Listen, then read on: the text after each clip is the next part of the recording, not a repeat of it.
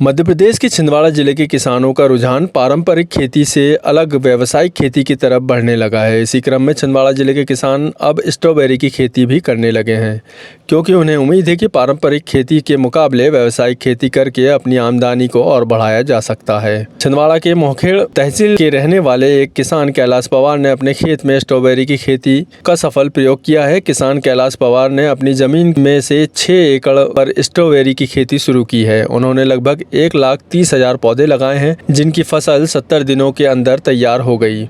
Strawberry की तुड़ाई मार्च के अंत तक चलती है और इसकी सप्लाई महाराष्ट्र, छत्तीसगढ़ जैसे राज्यों में की जाती है। किसान कैलाश पवार ने बताया कि वे लगभग 6 एकड़ जमीन में स्ट्रॉबेरी की खेती करते हैं। कई दिनों से सब्जी की पारंपरिक खेती भी करते आ रहे हैं, लेकिन लगातार सब्जी की फसल में आ रही बीमारी घाटे का सौदा साबित हो रही थी। कुछ नया करने की सोच के चलते उन्होंने सोशल मीडिया प्लेटफॉर्म से स्ट्रॉबेरी की खेती करने का उपाय सूझा। फिर उन्होंने पुणे से स्ट्रॉबेरी के पौधे लाकर खेतों में लगाया। कैलाश पवार ने बताया कि 1 एकड़ में लगभग 22,000 पौधे लगाए जाते हैं। स्ट्रॉबेरी के उत्पादन से उनका टर्नओवर 2 से 2.5 करोड़ रुपए तक पहुंच गया है। लाभ के रूप में उन्होंने लाखों रुपए का मुनाफा भी लिया है। क्या तरीका अपनाया आपने स्ट्रॉबेरी की खेती के लिए? कहाँ से आइडिया आया? आइडिया सर मेरे को इसमें कुछ यूट्यूब से देख के मेरे को आइडिया मिला, और एक वेदांत भैया हैं बिछुआ से, उनने कुछ प्लांट लगाए थे उनके खेत में, तो उनसे पूछा था मैंने कि स्ट्रॉबेरी यहाँ पे होती है कि नहीं। तो भैया, आपको इस स्ट्रॉबेरी के पौधे लगाने में कितनी आपकी लागत आई और कितना अभी आपने मुनाफा कमाया है? लगभग मेरे को इसमें 25 लाख रुपए की लागत आ चुकी है अभी इसमें, और लगभग ये अभी मेरा 50 लाख के आसपास हो चुका है, और लगभग मेरे को उम्मीद है कि 1 करोड़ के आसपास जाएगा। भैया, इस फसल के लिए आप दूसरे किसानों के लिए क्या संदेश देना चाहेंगे? क्योंकि ये अलग टाइप की खेती का प्रयोग आपने शुरू किया है, तो आप क्या संदेश देना चाहेंगे दूसरे किसानों को? मैं किसानों को क्या संदेश दूं, वो तो चाहे तो यहाँ आके देख सकते हैं, और मेरे से कुछ जानकारी चाहिए तो वो जानकारी भी मैं दे सकता हूँ। बाकी लगाना चाहिए, अच्छी क्रॉप है और सेलिंग में भी कोई समस्या नहीं है सर। गरीबों के लिए शासन के द्वारा चलाई जा रही महत्वपूर्ण योजना, जिसमें 5 रुपए में पेट भर भोजन उपलब्ध कराने वाली दीनदयाल रसोई के हाल इन दिनों बुरे हैं।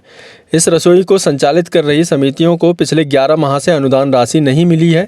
ऐसे में जैसे तैसे रसोई को चलाया जा रहा है।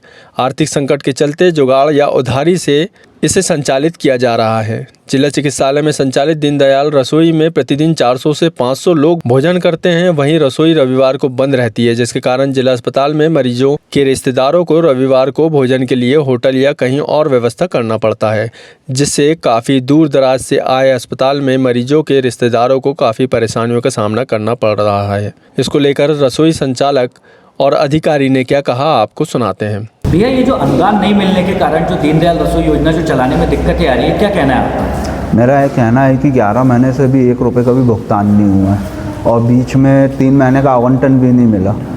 तो अभी दिक्कतें तो है, पास का ही पैसा लगा के पास के ही फंड से चला रहे हैं रसोई। अच्छा, तो ये फिर जब फंड नहीं आ रहा तो फिर रसोई योजना चलाने में आपको कितनी दिक्कतों का सामना? बहुत दिक्कत हो रही, सबको पैसे देना, मार्केट में गैस वाले को देना, अनाज वाले को देना। पिछले 3 महीने का भुगतान नहीं हुआ, तो वो पैसे भी उधारी में लाए थे वो सब सामान। अच्छा, तो कितने लोग यहाँ पे दिन में खाना खा लेते हैं? 550-600 लगभग। अच्छा, तो कहीं ना कहीं इतने लोगों को खाना बनाने में दिक्कतें तो आती होंगी? बहुत दिक्कतें आती है ना, अभी बीच में बहुत दिक्कत हो गई थी, आवंटन नहीं आ रहा था तो बहुत ज़्यादा दिक्कत थी। कितना अनुदान बाकी है? मेरा तो जब से रसोई मिली मुझे, तो मेरा तो पूरा ही बाकी पेमेंट, 1 रुपये भी पेमेंट नहीं हुआ है। तो फिर ये कैसे चल रही है? वही पास के पैसे से और इधर उधर से मैनेजमेंट करके। दीनदयाल रसोई है, उसमें जो अनाज की जो कमी आ रही है, खासतौर पे आर्थिक संकट का सामना करना पड़ रहा है, इसके पीछे क्या कारण है?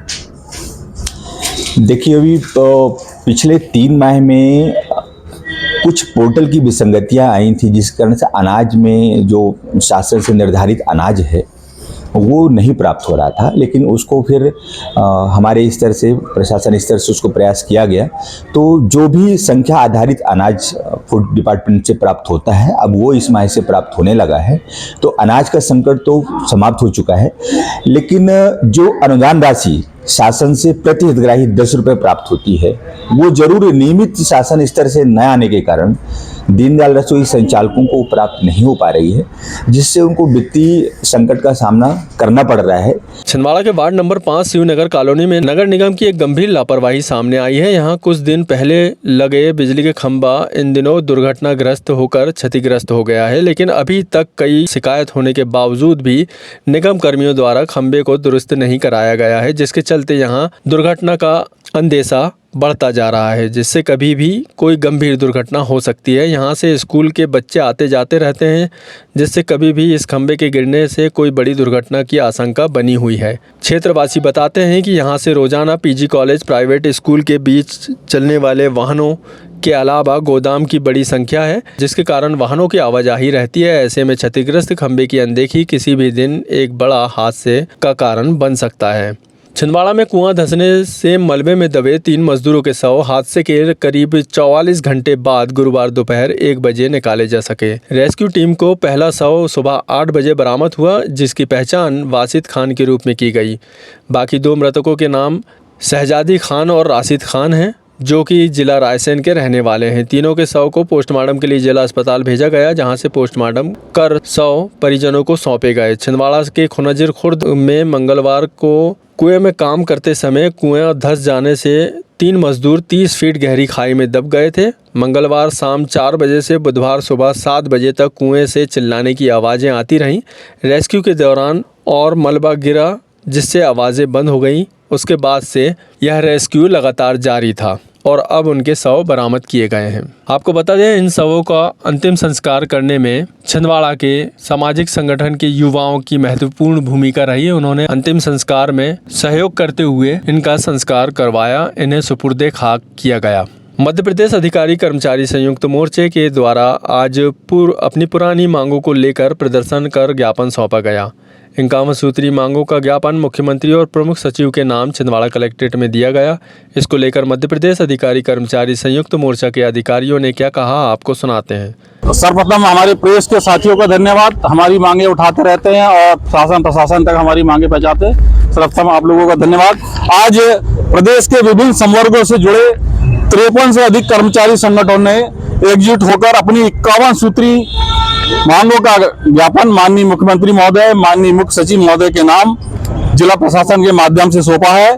इस ज्ञापन में कृषि विभाग, वन विभाग, महिला बाल विकास, डिप्लोमा इंजीनियर, पशु विभाग, स्वास्थ्य विभाग, NAM जो हमारे दैनिक वेतनभोगी स्थायी कर्मी, रेडियोग्राफर, सचिव कोटवार, लिपिक, शिक्षक साथी और जितने भी संवर्ग है सभी का समावेश इस ज्ञापन में किया गया है। सरकार किए जाए और इसके अलावा अतिथि शिक्षक की मांगे हैं हमारी और जो DA पेंडिंग है पेंशनरों का और कर्मचारियों का, वो दिए जाए। इसमें कई जो मांगे हैं आर्थिक और अनार्थिक मांगे हैं जो सभी कर्मचारी की भलाई और प्रदेश के सीधे जुड़े हुए हैं मामले इससे संबंधित। हमारा ये आंदोलन प्रथम चरण का आंदोलन है।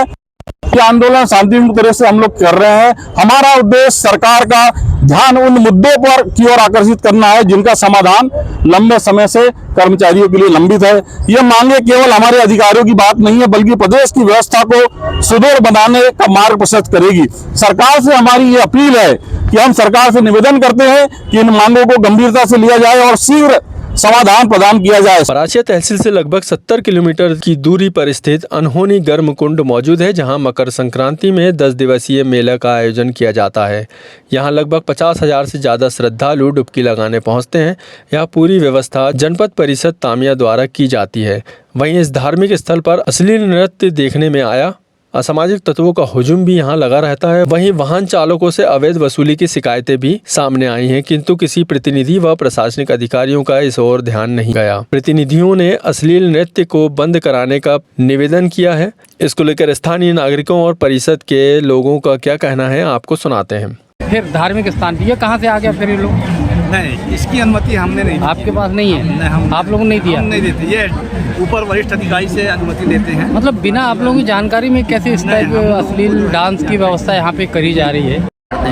यहाँ पर छत्तीसगढ़ से प्रत्येक वर्ष अनुसार यहाँ पर एक असली डांसर वाला आता है जो बच्चियों कम उम्र के इनको अपने छोटे छोटे कपड़े पे नाजायज़ तरीके से डांस कराता है, जो उसमें महिला भी प्रभावित होती हैं और पुरुष वर्ग भी प्रभावित होता है, मेला भी प्रभावित होता है, धर्म का आस्था खत्म होता है। और ऐसे यदि चलते रहा तो भविष्य में आने वाले समय में यह मेला बिल्कुल ठप्पी भी हो जाएगा, क्योंकि ज़्यादा करके यहाँ पर जैसे शराब पीना, लड़ाई झगड़ा करना, जेब कतरा करना, चोरी करना, इस प्रकार के मामले यदि लगातार रहे तो धर्म का आस्था टूट जाएगा, लोगों को मेला बुरी तरह से वो हो जाएगा और मेला बिल्कुल नहीं लग पाएगा। ये रोकना चाहिए कि नहीं इसे? रोकना चाहिए कि नहीं? कहना रोकना चाहिए कि नहीं इसे? इसको शासन प्रशासन के इतने सक्षम अधिकारी बैठे थे यहाँ पर, इसके विषय में पूर्व में बैठक भी हुई थी 10 तारीख को।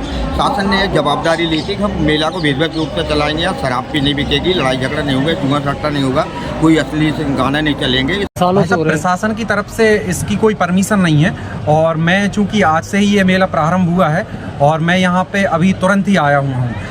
आपने जो बताया है मैं उसका संज्ञान लेते हुए जो मेले के प्रभारी हैं उनसे चर्चा करता हूँ, इसके बाद मैं ही बता पाऊँगा। मैं अभी वहाँ पे पहुँचा भी नहीं हूँ जहाँ पे ये जो आपने बताया इस प्रकार के नृत्य चल रहे हैं। क्या धार्मिक स्थान पे इस तरह के अश्लील डांस होना चाहिए? नहीं, निश्चित रूप से ये अश्लील स्थानों का यहाँ पर कोई स्थान नहीं है, और जो मेले की व्यवस्था के संबंध में मीटिंग हुई थी उसकी कार्य योजना में भी हमने ये बिंदु नोट कराया था कि यहाँ पर किसी भी प्रकार के ये थी आज की कुछ खास खबरें। ऐसी ही खबरों से जुड़े रहने के लिए चाणक्य केसरी टीवी को लाइक, शेयर और सब्सक्राइब ज़रूर करें।